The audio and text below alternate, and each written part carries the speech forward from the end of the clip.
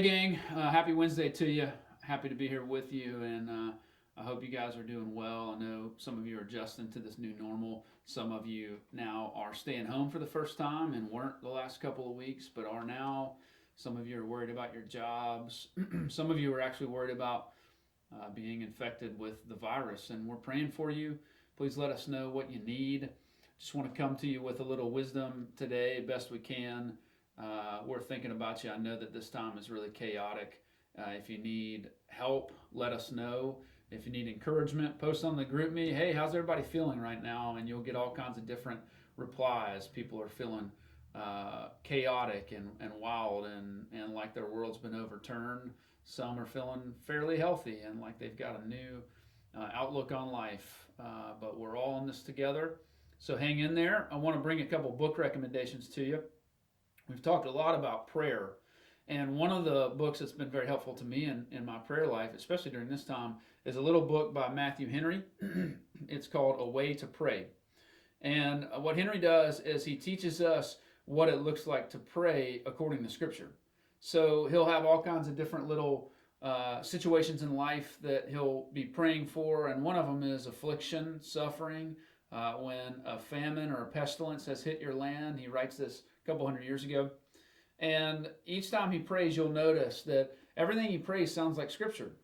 And that's because it is. And at the very bottom of each of his prayers, he'll have those Scriptures listed out for you to go back and see as a resource. But if you want to learn how to pray according to Scripture, and if you just need a little bit of a trigger during this time in prayer, that would be a great one. Another one I want to recommend, since last week I recommended a book by our former pastor, I want to recommend one by our current pastor. Dr. Thomas wrote a book called Strength for the Weary, and this is reflections upon the back half of Isaiah.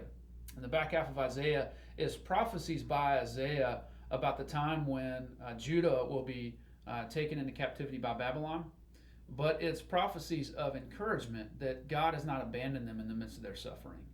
And so if you were taken in captivity, you'd be saying, where is God?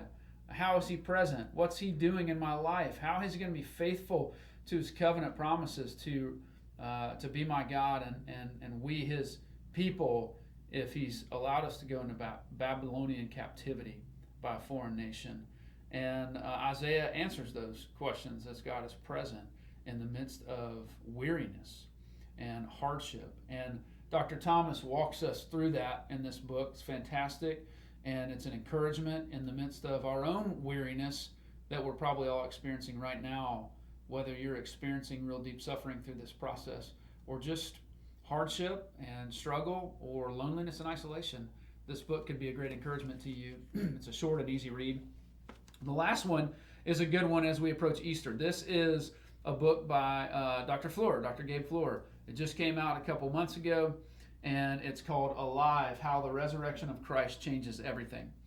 And if you know Dr. Fleur, obviously he does a great job of pointing to the biblical perspective of the resurrection, but also in an apologetic way so that you can have assurance that this is true and what it means for you.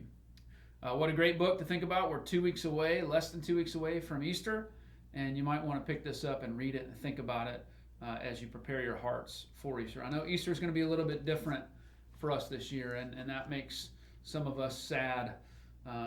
But the reality that Christ went to the cross in the midst of the greatest suffering and hardship anyone's ever experienced for us is the greatest encouragement and hope that we have in the midst of our hardship in our own lives.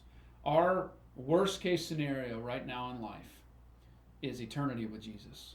That whatever happens to us in life and in death, we will be with Jesus forever if we have faith in him. Thankful for that reality during this hardship in our own lives. And of course, there's all kinds of other blessings on top of that reality. So praying for you guys, thankful for y'all. Hang in there, reach out if you need us, and we'll see you next week.